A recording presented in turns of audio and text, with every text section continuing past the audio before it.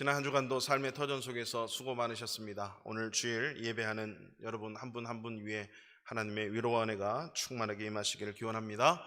우리 서로 향해서 아름다운 눈웃음으로 아니면 이렇게 또 말로써 고백합니다. 주님의 사랑으로 사랑합니다. 주님의 사랑으로 사랑합니다.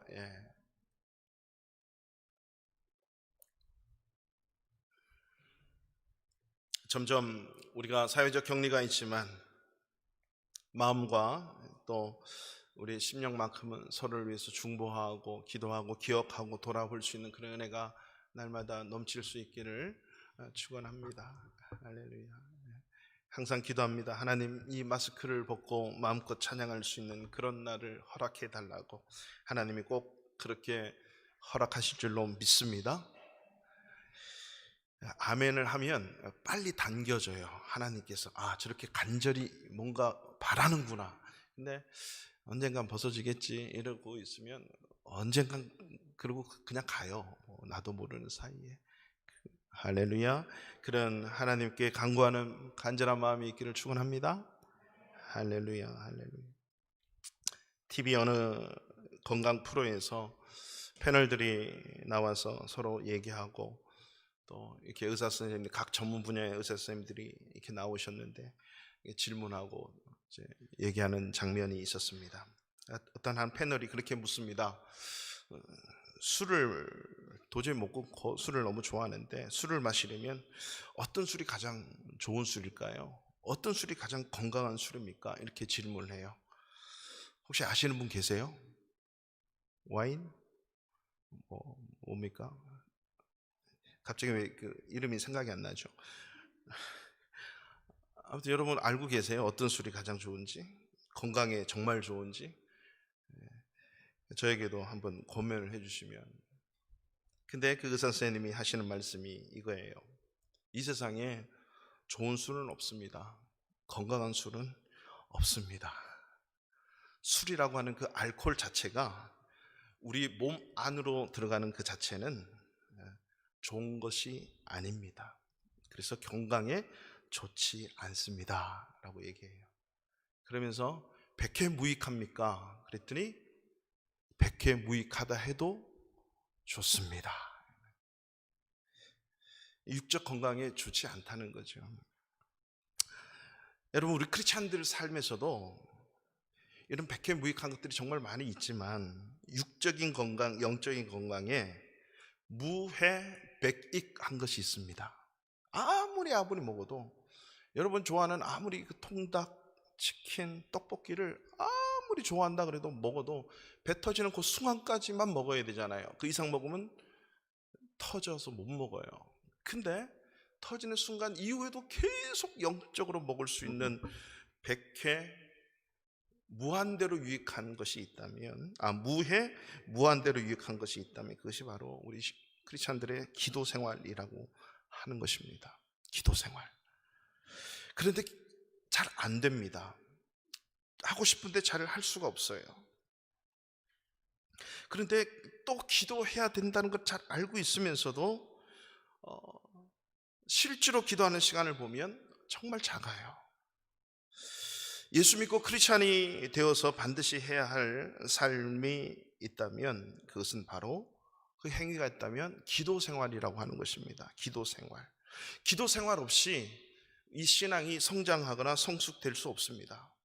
하나님과의 관계가 좁혀지기 위해서 그 관계를 돈독하고 만들어가기 위해서 반드시 필요한 것이 스스로의 말씀 시간과 기도 생활이라고 하는 것입니다. 예배에 참석한다고만 해서 신앙이 성숙해지거나 신앙이 자라는 것이 결코 아니에요. 나를 하나님의 자녀로 불러주신 그 하나님과의 1대1의 관계를 만들어 가야 되는데, 이것을 가능하게 하는 것들이 뭐냐? 하나님이 그것을 가능하도록 보이지 아니하는 나, 하나님과 보이는 우리 인간 사이에 그 인격적인 관계가 성립되고 돈독해지고 말할 수 없는 그 희열을 맛볼 수 있도록 해주신 그 툴이 뭐냐? 말씀과 기도, 말씀 생활과 기도 생활이라고 하는 것입니다. 기도가 얼마나 이렇게 무서운가 하면, 기도 자체가요, 이단들 중에는 기도를 많이 하는 이단이 없습니다. 사이비는 기도를 많이 해요. 그 교주에게 어마어마하게 기도를 많이 하는데, 이단들은요, 기도 안 하는 이단들이 아주 많이 있습니다. 그 중에 유명한 것이 지오바 위트니스, 여러분 들어보셨어요? 여호와 증인 들어보셨죠? 예. 우리 바르샤바에도 많고요, 브로츠와프에도 많고 크라쿠프에도 많아요, 도시마다. 그래서 저는 크라쿠프에서도 만나봤고 바르샤바에서도 만나봤습니다. 지오바 위트니스. 이 이단들하고 대화해서 이길 사람 아무도 없어요. 저도 그 대화의 논리에서는 져요. 그래서 저는 그들의 어떤 얘기를 해도 듣지 않아요. 그리고 제가 오히려 복음을 전해요. 잠시만, 제 말을 한번 듣고 해보세요. 시간이 있으면 제가 이러는데, 시간이 없으면 뭐 그냥 떠든가. 그렇지만 그 영혼도 천국 가야 되거든요. 그 영혼도 예수 믿고 천국 가야 될 영혼이기 때문에 제가 복음을 아니 전할 수가 없어요. 아무리 바빠도 복음을 전해요.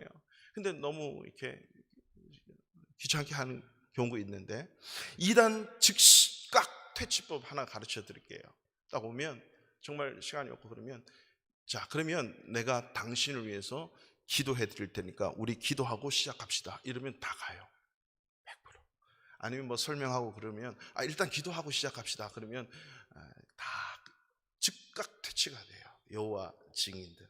그래서 조티 테레사에서 제가 몇 번을 만났는데 기도해 주고 하려니까 싫대. 그래 가더라고. 그리고 또 한 번은 그냥 제가 알고 있는 복음을 그냥 막 전했어요. 그랬더니 다음에 연락처를 주면 다음에 또 오겠대. 배워서 온다는 거죠. 기도를 자체를 못하는 것입니다. 맞다는 거죠. 이거 어디서 나오는 겁니까? 방송에서 나오는 겁니까? 아닙니까? 네. 우리가 왜 기도하지 않을까요? 너무 바빠서? 기도의 중요성을 잘 모르기 때문에? 못 깨달아서? 기도의 능력을 경험하지 못해서? 물론 하나님의 영 반대의 악한 영, 사탄, 마귀가 가장 싫어하는 게 있는데, 우리가 예배 드리는 걸 싫어하고 찬양 드리는 걸 싫어하고 말씀으로 살겠다고 다짐하는 것 싫어해요. 기도 생활을 정말 못하도록 막 막아요. 그래서 그들의 사명은 어떻게 해서든지 예수 믿는 사람들이 기도하지 못하게 하고 말씀 보지 못하고 예배의 자리로 못 나오게 하는 거예요. 집중하지 못하도록 하는 게 그들의 사명이에요. 예수 안 믿는 사람들이 어느 날 하루아침에 와가지고 기도하는 거 보셨어요? 예배 드리는 거 보셨어요? 예수 안 믿는 사람은 그냥 내버려둬도 사탄이 원하는 길로 가고 있기 때문에 신경 안 써도 자기 편이에요. 그렇지만 하나님의 자녀들이 기도하겠다고 몸부림치고 예배 드리겠다고 몸부림치는데 그걸 막아내려고 애쓰는 자들이 사탄입니다. 마귀입니다. 그래서 사무엘은요, 이걸 너무나도 잘 알았어요. 사울 왕을 기름 부었고 길갈에 모든 이스라엘 백성을 모아놓고 내가 너희를 위해 기도 쉬는 죄를 범하지 않겠다. 기도 쉬는 게 여러분 죄래요. 죄. 기도 쉬는 게. 그러니까 바빠서 기도 못하고 시간이 없어 못하고 왜 이런 거 있잖아요. 그러니까 바쁜 것도 죄고 시간이 없는 게 죄예요. 왜? 기도하지 못하게 하니까. 그 논리에, 그 말씀에 의하면. 그래서 이 옆 나라의 루터 600km만 달려가면은 약 500년 이상 600년 전에 종교개혁이 일어났던 비텐베르크 성당이 있더라고요. 그냥 직선도로로 달리면 비텐베르크 앞에 도착해요. 그 당시에 루터가 얘기합니다. 나는 너무너무 할 일이 많고 너무너무 바빠서 기도하지 않을 수 없다는 거예요. 루터가 하루에 2시간은 무조건 아무리 바빠도, 저도 그래요. 이 목사가 여러분 하루에 2시간 기도하는 게 쉬울 것 같죠? 빠지지 않고. 좀 힘들어요. 저도 어떻게든 하루에 2시간을 기도하겠다. 너무너무 바쁘기 때문에 기도한다. 왜? 기도 쉬는 게 죄이기 때문에. 저와 여러분들이 예수를 믿어도 종교인으로 사는가 신앙인으로 사는가, 늘 주님이 도우시는 승리를 맛보며 하나님의 자녀로 사는가는요, 기도 생활에 달려 있다고 해도 과언이 아니에요. 그래서 예수님이 땅에 계실 때 누가복음 18장에 보면 불의한 재판장을 날마다 찾아와서 그 나의 원한을 풀어달라고 하는 한 과부, 그 과부가 그 불의한 재판관일지라도 찾아와서 밤낮 간청을 해요. 그 비유를 들으시면서 너희가 말이야 낭망하지 말고 실망하지 말고 끝까지 기도해야 된다라고 하면서 인자가 올 때 믿음 있는 자를 보겠느냐라고 말씀하신 예수님이 기도하느냐 안 하느냐, 즉 세상 끝날까지, 주님 오시는 그날까지 기도하는 것이 믿음으로 사는 것임을 가르쳐 주셨어요. 하물며 밤낮 부르짖는 택하신 자들의 원한을 풀어주지 않으시겠냐. 이런 기도 쉬는 죄를 범하지 말고 밤낮 부르짖는 기도가 회복되기를 주님의 이름으로 축원합니다. 왜 기도하지 않을까요? 여러 가지 이유가 있고 여러 가지 상황들이 있어요. 기도하는데요, 물론 기도합니다. 그렇지만 그 기도가 주님이 원하시는 기도인가? 우리가 오늘 이 본문에 우리가 한 절을 읽었지만 왜 기도하지 않을까라는 하나님의 말씀 제목 가지고 우리가 한 세 가지로 말씀을 보기를 원합니다. 기도하지 않는 이유, 첫 번째는요, 하나님을 두려워하지 않기 때문이에요. 오늘 읽었던 말씀 우리 다시 한번 함께 읽겠습니다. 시작. 몸은 죽여도 영혼은 능히, 몸과 영혼을 능히 멸하실 수 있는 이를 두려워하라. 아멘. 두려워해야 되는데 무엇을 두려워해야 하고 무엇을 두려워하지 말아야 되는지. 몸은 죽여도 영혼은 능히 죽이지 못하는 자, 누굴까요? 인간적 존재들입니다. 인간의, 하나님 외의 인간의 존재들을 두려워하지 말라는 거예요. 그러나 몸과 영혼까지 지옥에 멸하실 수 있는 이분이 우리의 생사를 주관하시는 하나님, 이 하나님을 두려워하라 라고 하는 거죠. 유한한 인간의 존재를 두려워하지 말고, 우리의 육은 죽일 수 있고 우리의 육신을 박해할 수 있고 우리의 육에 생명을 가할 수 있지만 영혼만큼은 죽이지 못하는 그들을 두려워하지 말라. 그래서 순교가 가능한 것이고, 그래서 죽음이 두렵지 않는 그 이유. 왜? 영혼까지도 지옥에 떨어지게 할 수 있는 하나님이 계시는데 그 하나님만을 두려워하라 라고 하는 것입니다. 우리의 육체는 죽일 수 있어요. 욥이 하나님께 고난을 받을 때 사탄에게 하나님이 명령합니다. 사탄이 요청하죠. 저 욥 한번 제가 테스트 해볼까요? 다 해봐라. 그러나 그의 육체의 생명만큼은 손대지 마. 그리고 다 해. 이미 영혼은 손 못 대는데 욥의 생명을 손대지 말라는 거지. 욥의 생명만큼은. 그러면서 그의 자녀들을 다 죽입니다. 그의 가축들을 다 죽여요. 욥은 그들의 생명은 죽여도 영혼까지 죽이지 못하는 그 하나님을 바라보면서 하나님을 두려워하는 거죠. 이게 바로 영혼과 육체를 지옥에 멸하시는 그 하나님을 두려워하라는 것입니다. 오늘 주님께서, 예수님이 왜 이런 말씀을 하셨습니까? 우리 10장 전체를 볼 수 있어야 되는데 예수님이 12제자를 부르세요. 그리고 그 제자들을 훈련시켜서 사도로 보내시는 장면이 10장 1절에 나옵니다. 여기 제자라고 하는 것은 왜 제자로 부르실까요? disciple, 훈련시키는 겁니다. 제자로 부르신 이유는 바로 훈련시켜서 사도로 보내는 거예요. apostle, 이거는 보내심을 받다, 사명적인 존재로 보내기 위해서 예수님께서 제자를 불러서 5절에 보니까 사도로 보냈다라고 하는 거죠.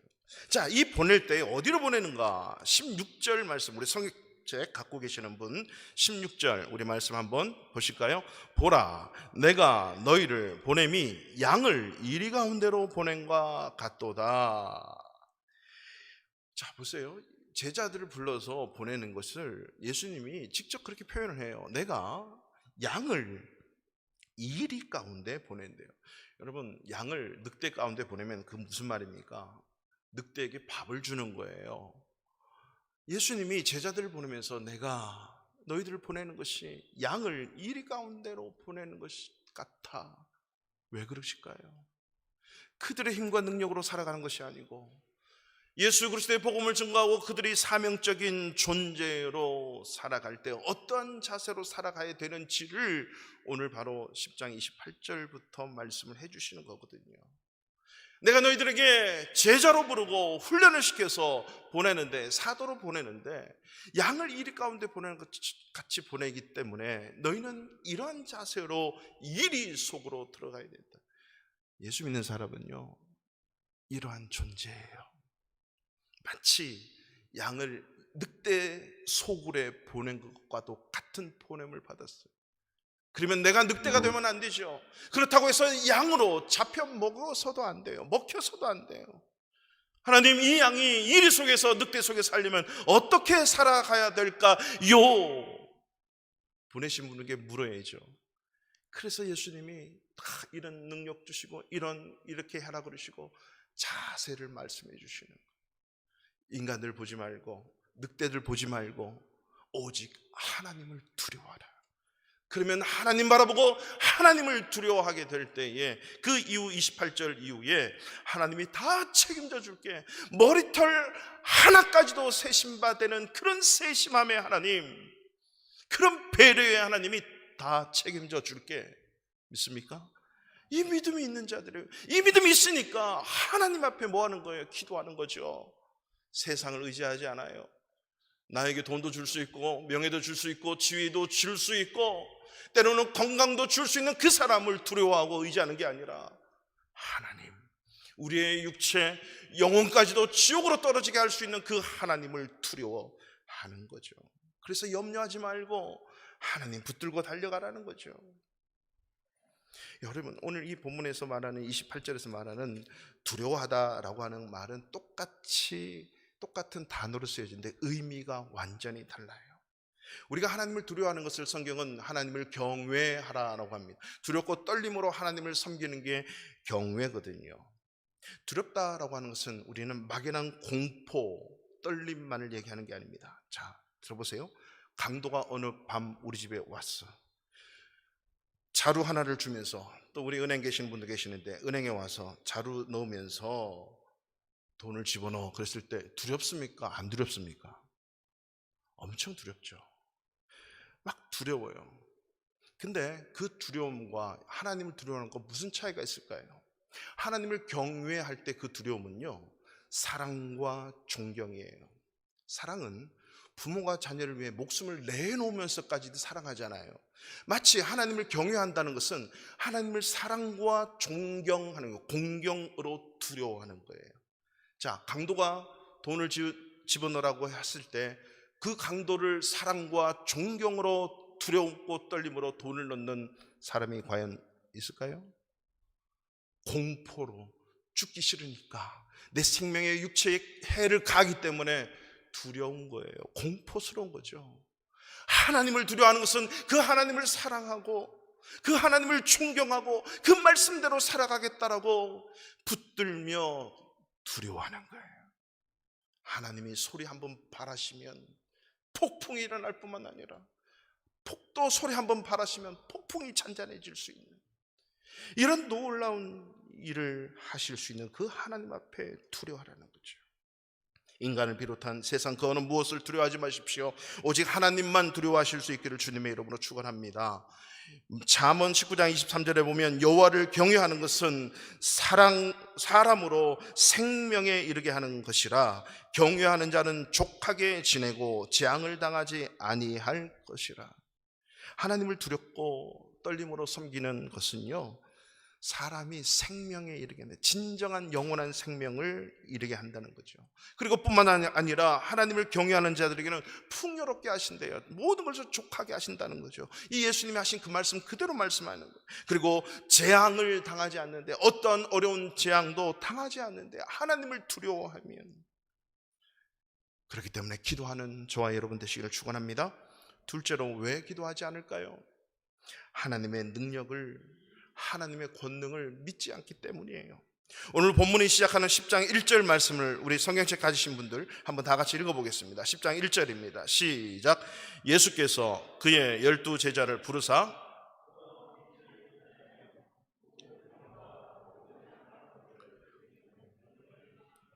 아멘. 예수께서 12제자를 제자로 불러요. 훈련시키기 위해서. 그리고 2절에서는 12사도 그러면서 5절에서 12사도를 내보낸다. 보내겨.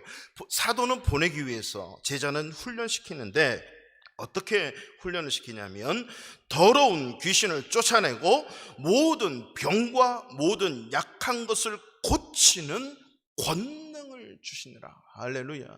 이 하나님의 권능이 이 제자들에게 있다.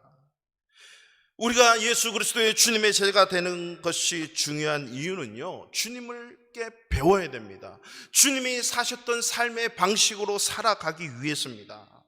그리고 주님만이 주실 수 있는 그 권능을 우리가 받기 위해서입니다. 이 말은 우리가 제자 되겠다라고 결단하고 주님 따라가면 주님이 그 권능을 주신다는 거예요. 예수 믿는 사람이 이 세상 속에서 일 가운데 살아갈 때 필요한 것은 하나님의 권능이에요. 예수님의 권능. 그 권능은 기도하지 않으면 우리에게 임할 수 없는 것입니다. 기도해야만, 배워야만, 말씀을 배우고 그 말씀을 붙들고 기도해야만 주어지는 것이 권능이에요. 그렇다고 해서 나에게 권능이 없는가? 아닙니다.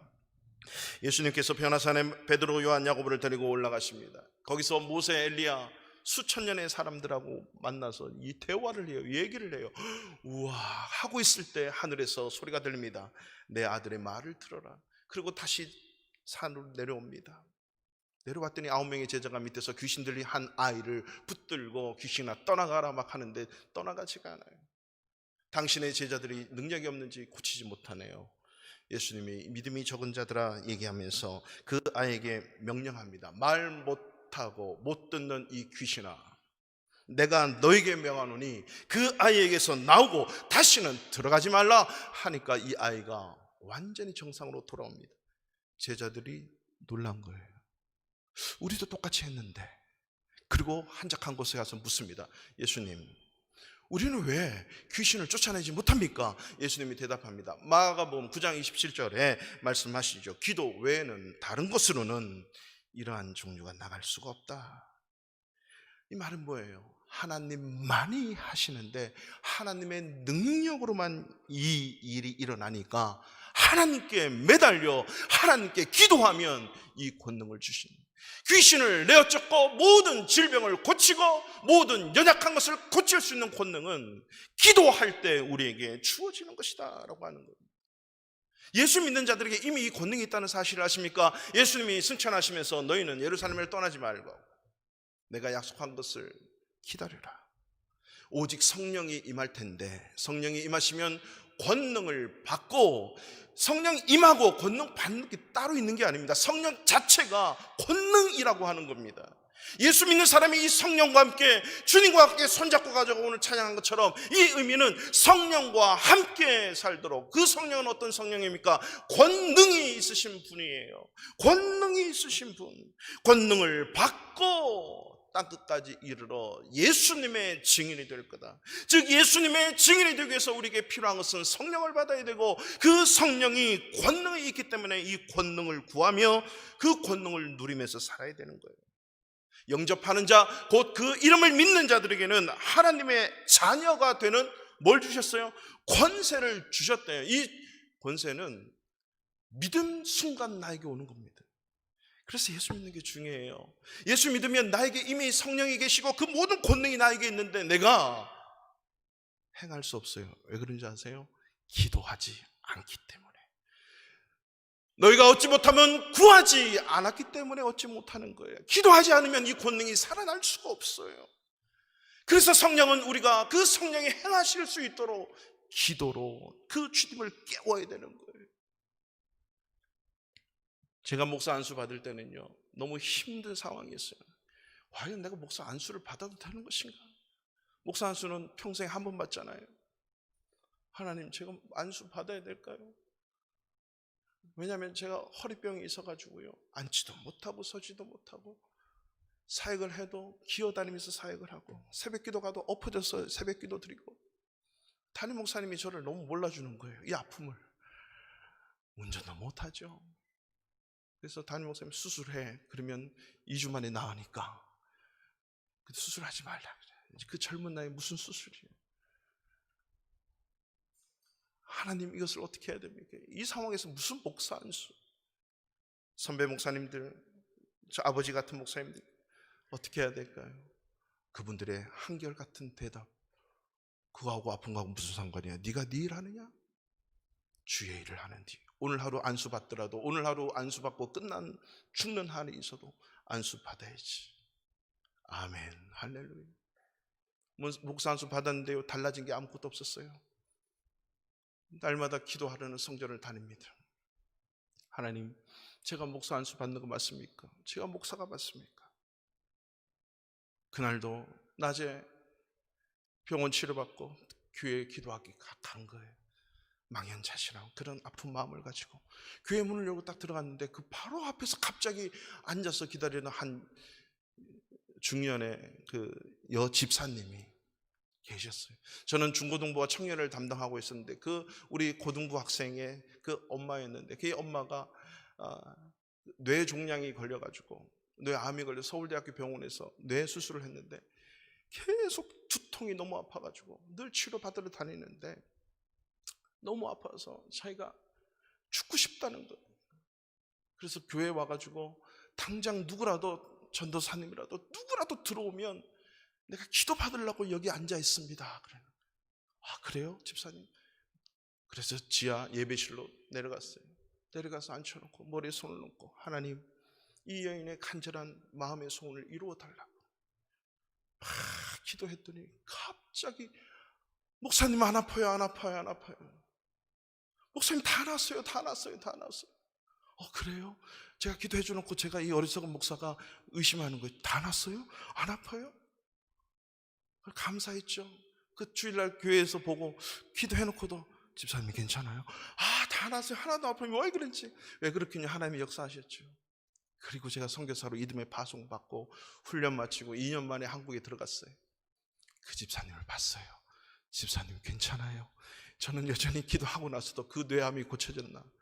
서울대병원에서 놀란다는 거예요. 의사 선생님, 이게 어디 갔지? 찾을 수가 없다는 거, 통증이 없는 거. 그리고 몇 년을 더 이 믿음 없는 목사가, 집사님 괜찮으세요? 다른 분들에게 물어보는 거예요. 야, 니네 어머니 괜찮으시니? 너무 건강하고 하나님이 삶을 주셔서 매일 교회 나가서 기도하고 전도하는 삶을 사신다는 거예요. 얼마나 감사한지. 제가 능력이 있어서 그런 것이 아니라 하나님이 능력이 있잖아요. 저를 제자로 부르시고 저를 이 세상 속에 보내셨다면 그 이리들을 이길 수 있는 양으로 어떻게 존재합니까? 하나님의 권능을 주십시오. 이거는 목사에게만 주어지는 게 아니라 예수 그리스도를 믿는 저와 여러분 어느 누구에게나 오늘 이 순간에 예수를 믿더라도 그 하나님을 믿으면 권능이 임한 줄로 믿습니다. 그래서 기도해야 되는 거예요. 내 성령이 역사하시도록. 마지막 세 번째로 왜 기도하지 않을까요? 영원을 바라보지 않기 때문이에요. 영원이 있다는 것도 알아요. 영생한다는 것도 압니다. 죽어서 천국 가는 것 압니다. 근데 더 중요한 것은 내 눈이 지금 현실에 먹고 사는 문제에만 급급하고 먼 미래, 아니 그 이후의 세계에 대해서 관심이 없기 때문입니다. 바라보지 않기 때문이에요.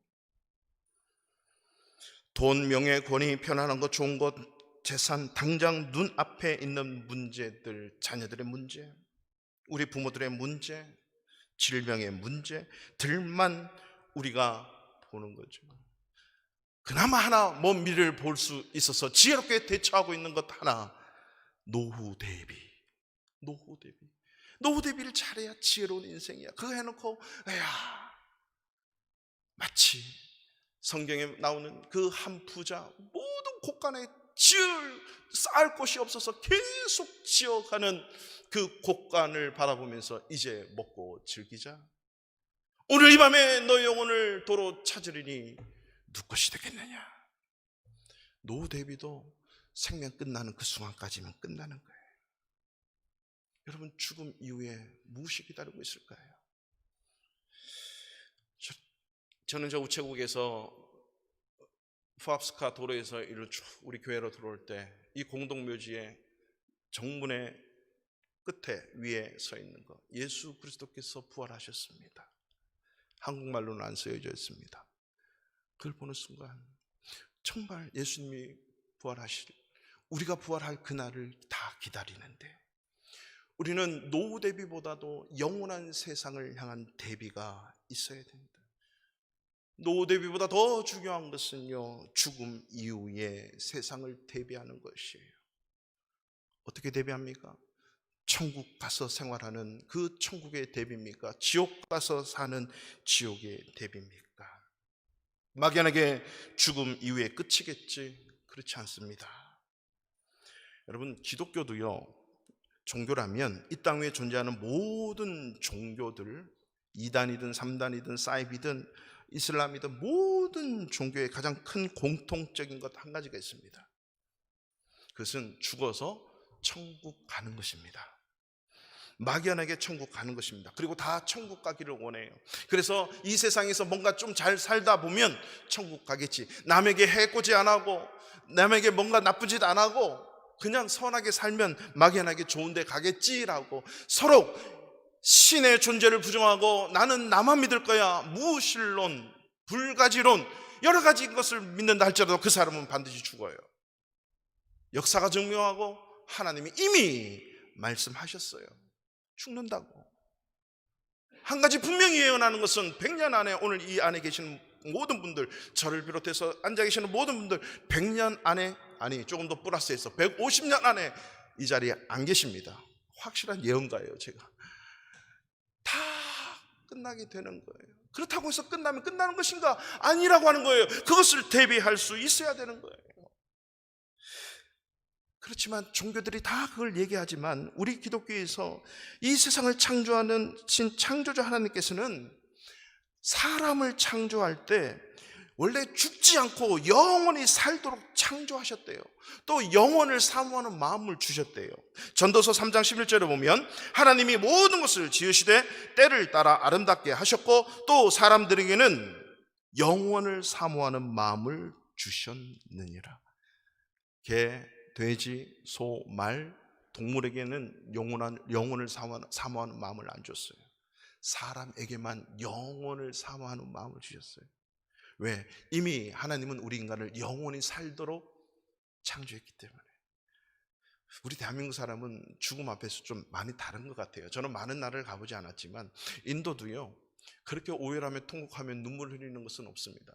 단지 오늘 당장 못 보고 갑작스럽게 헤어져야 되고 내일 아침에 못 본다는 그런 슬픔이 있어서 우는 분도 있지만 한국처럼 그렇게 오열하고 막 울고, 한국 가면 곡을 하잖아요. 아이고 아이고 하고 막 일부러 그런 것도 있잖아요. 우리 유교 문화는. 예전에 꼴짜기에 우리 집사님의 그 고향집에 아버님이 돌아가셨다고 해서 차를 몰고 밤새도록 달려 꼴짜기 찾아갔어요. 그 꼴짜기에 그 장례식장이 있는데 그 자녀가 12명이에요. 12명. 그 12명이 지푸라기 그거 맞고 옛날에 천독입니까? 유교에서 하던 그 그대로 하면서 제가 저희 권사님들하고 장로님하고 딱 들어갔는데 딱 가자마자 그 안에서 계속 아이고 아이고 하는 거예요. 다 12명 이상이 그 장례식에서. 그러다가 그 뭐라 그럽니까? 장례식의 상주, 이게 그 큰 장남이 저분 누구누구의 교회 목사님이래. 그랬더니 다들 뚝 끊는 거예요. 그게 뭐예요? 이 죽음에 대해서 뭔가 이게 현실과 너무 괴리감이 있다고 하는 거죠. 우리 서양이나 인도는 그러지 않아요. 죽음이 이게 다 이 앞에 있어요. 교회 안에, 교회 앞뒤로 죽음 자체는 우리 삶의 하나의 일부분이에요. 왜? 하나님은 원래 인간을 영원히 죽게 창조하지 않았다는 거죠. 영원히 살도록 했는데 단지 육체와 영혼의 분리가 잠깐 일어나서 영혼은 이미 천국 가 있고 육체는 이렇게 돼 있는데 예수 그리스도가 부활하신 것처럼 우리도 똑같이 언젠가는 예수님 오실 때 부활한다, 이걸 기다린다라고 하는 거죠. 그래서 죽음에 대해서 그렇게 막연하게 막 통곡하며 슬퍼하지 않아요. 그 죽음에 대해서 그렇게 심각하게 생각하지 않더라는 거죠. 다른 이 서양 사람들, 기독교적인 문화가 배경이 있는 사람들, 힌두권도 그래요. 그리고 이슬람도 그래요. 오직 대한민국은 남다르죠. 그 죽음. 여러분, 그 죽음 끝이 아닙니다. 영원히 살아가는 그것에 한 가지 브레이크만 있을 뿐입니다. 그것이 영혼과 육체 끝나요. 그리고 이제 영원히 사는데 그 영원히 살 때 어디 가서 영원히 살 거냐? 천국 가서 영원히 살 거냐? 지옥 가서 영원히 살 거냐라고 하는 거죠. 이 두 군데만 남아 있어요.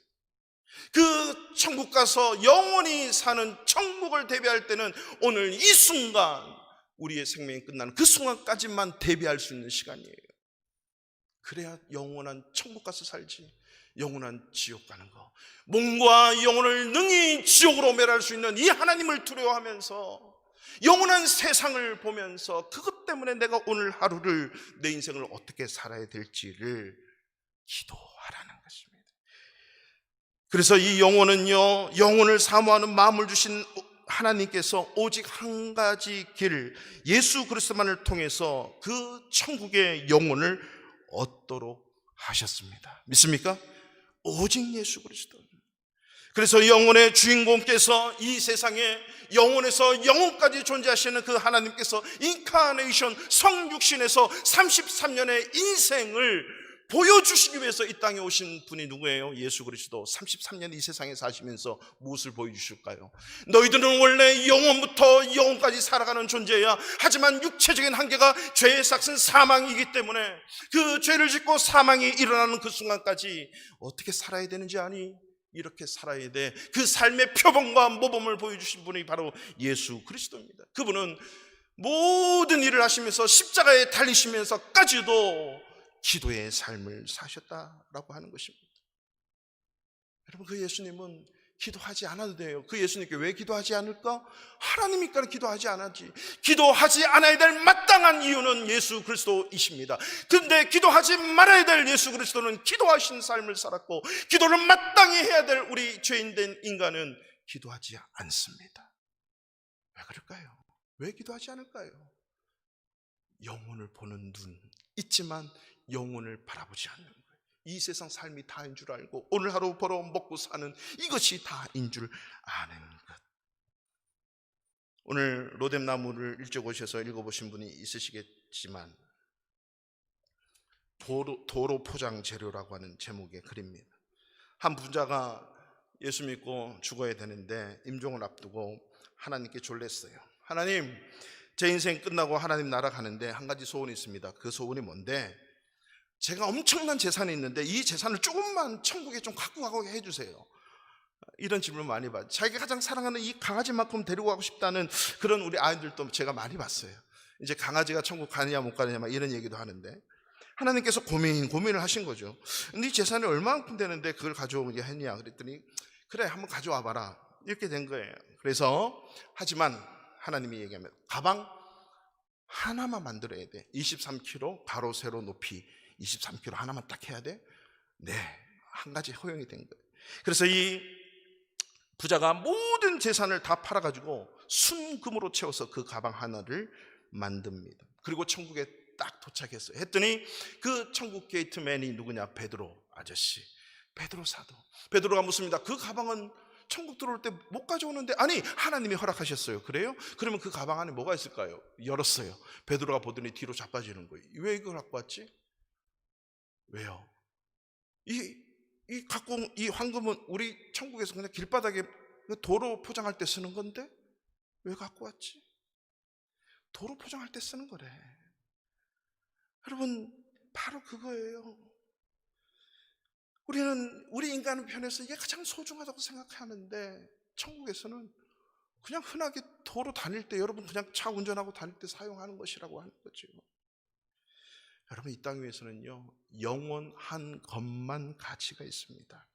내가 너무나도 소중하다고 생각하는 것, 그것은 하늘에서는 쓸모없는 것입니다.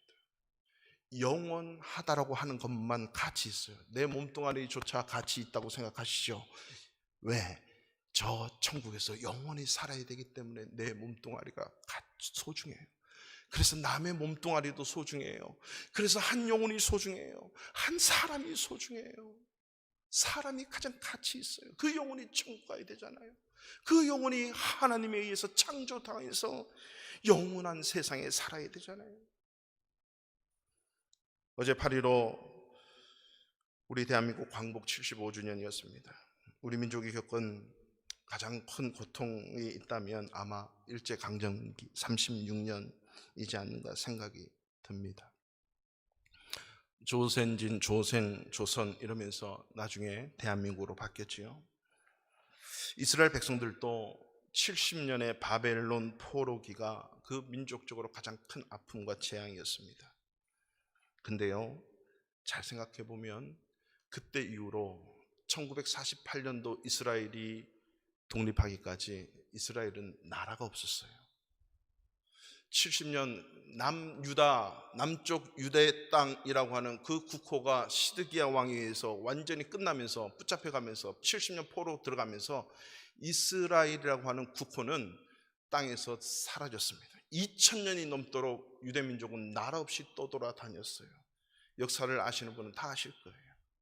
그리고 1948년 공식적으로는 거의 2000년이 넘는 세월 동안 나라 국호 없다가 1948년 이스라엘이라고 하는 이름으로 나라가 세워져서 지금까지 있습니다.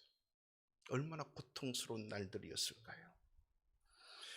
그런 우리 대한민국도 그렇게 고통스러운 36년의 시기가 있었는데, 더 고통스러운 것은 지금까지 한 번도 경험해보지 못한 이 팬데믹이라고 하는 전염 사태, 코로나19 사태로 인해서 우리는 아주 긴 터널을 지나가고 있습니다.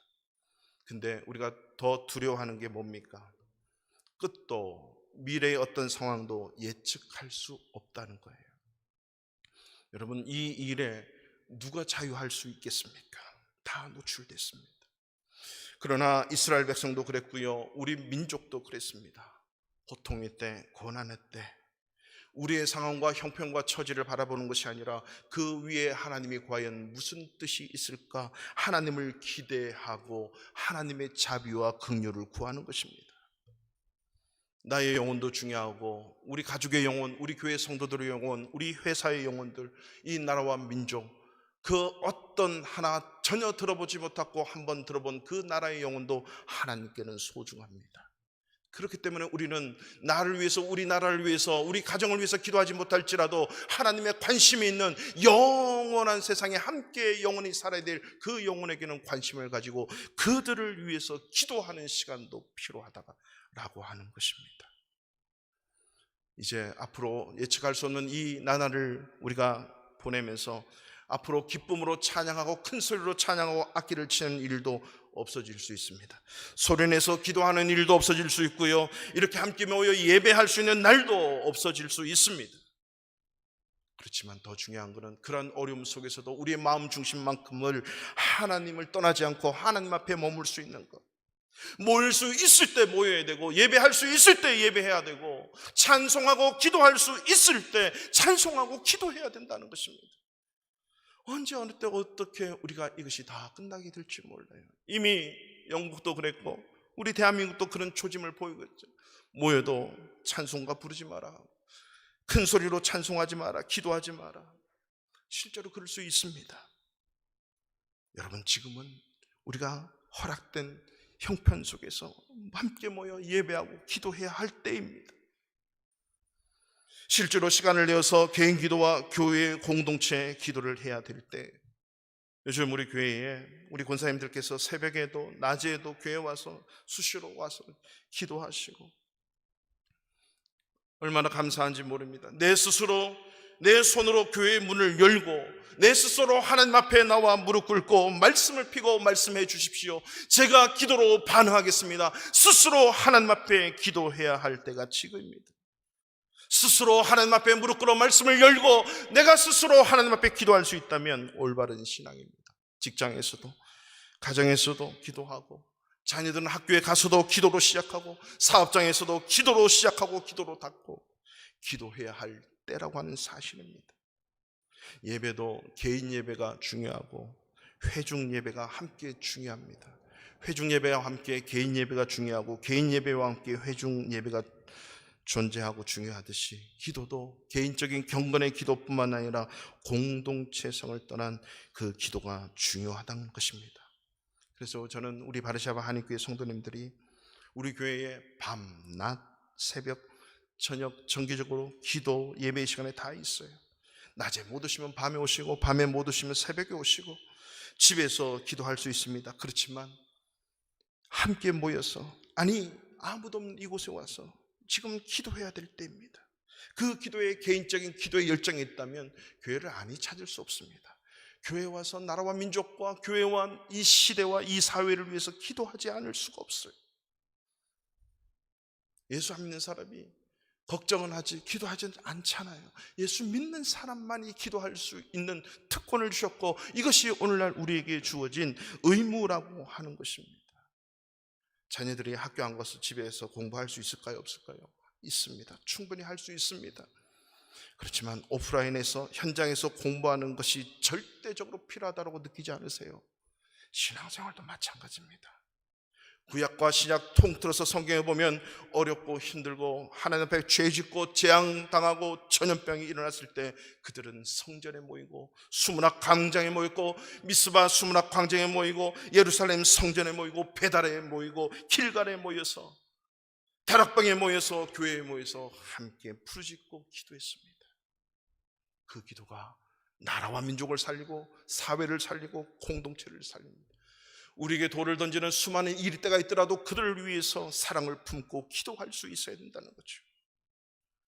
사랑하는 성도 여러분, 우리가 예수 믿도록 은혜로 믿음을 주신 하나님은요, 우리가 영적으로도 성장하고 성숙하기를 원하고 계신다는 거예요. 우리 하린이가 우리 교회에서 나이적으로는 가장 어린 애예요. 그렇죠? 그 하린이가 얼마 전에 교회, 오늘 아침에 일부 예배 왔더라고요. 이제 저를 보면 반응을 해요.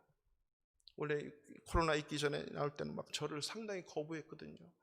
근데 지난번에 교회 왔는데 저에게 하이파이브라고 안기도 하고 기도받고 저를 아는 체를 하고, 저는 처음에 하린이가 올 때 하린이 언니가 온 줄 알았어요. 하린이는 집에 있고.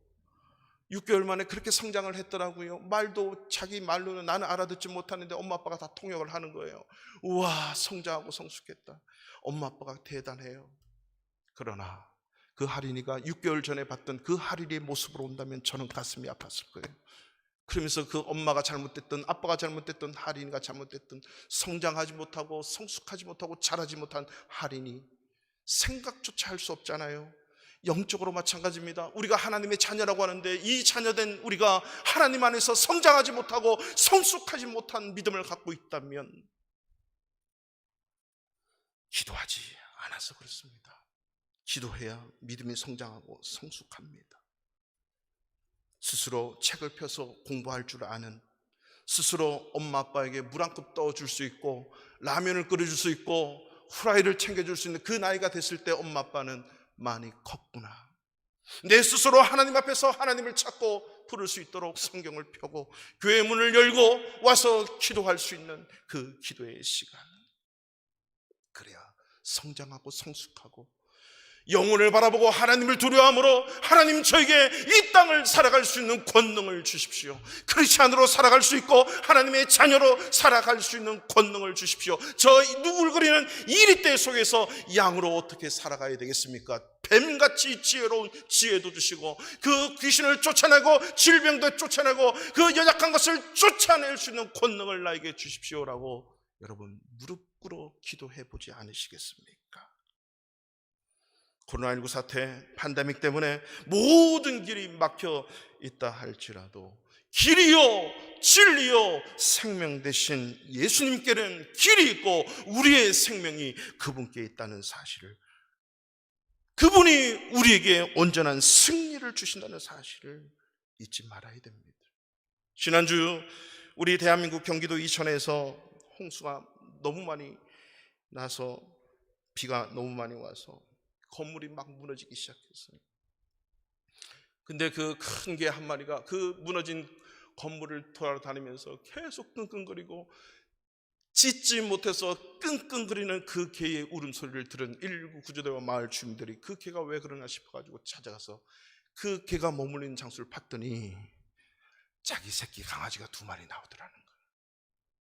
놀랍게 며칠이 지났는데 그 끙끙거리는 그 개를 자기가 알고 어미 개가 새끼 강아지를, 그래서 119 대원들 봤더니 정말 새끼 강아지 2마리 나오는데 또 이 개가 계속 돌아다니는 거예요. 그래서 또 며칠을 또 돌아다니는 개가, 그리고 그 개가 눈물을 흘리면서, 여러분 개가 눈물 흘리는 거 보셨어요? 저는 개를 정말 사랑하는 개가 있어서 지금 개가 이제 안 키우는데 저 어릴 때 그 개가, 그 개는 짖어야 되는데 짖지 않고 끙끙대며 우는 소리가 있어요. 그 개를 키워봐야만 알아. 그 개가 끙끙거리면서 울더라는 거예요. 끙끙대면서 막 파는데, 개가 이 파도 한계가 있잖아요. 두더지도 아니고. 그래서 일부 대원에 또 갔더니 또 두 마리가 그 흙더미 속에서 나오는 거예요. 8일 만에 나왔대요. 8일 만에. 이 미물도 자기 자식의 신음을 듣고 그 땅 속에서 살아있는 그 자기 자식의 그 움직임을 감지하고 눈물을 흘리며 팔려고 할 때 우리 사람이 도와줬잖아요. 하물며 우리를 자기 상명 타에서 구원하신 하나님 아버지께 자녀된 저와 여러분이 기도한다면 그 기도를 외면하실까요? 문제는 무릎 꿇지 않기 때문이에요. 기도하지 않기 때문이에요. 기도해 보십시오. 하나님을 두려워함으로 하나님의 권능이 필요합니다. 영혼을 바라보는 몸으로 오늘 무릎 꿇어 보십시오.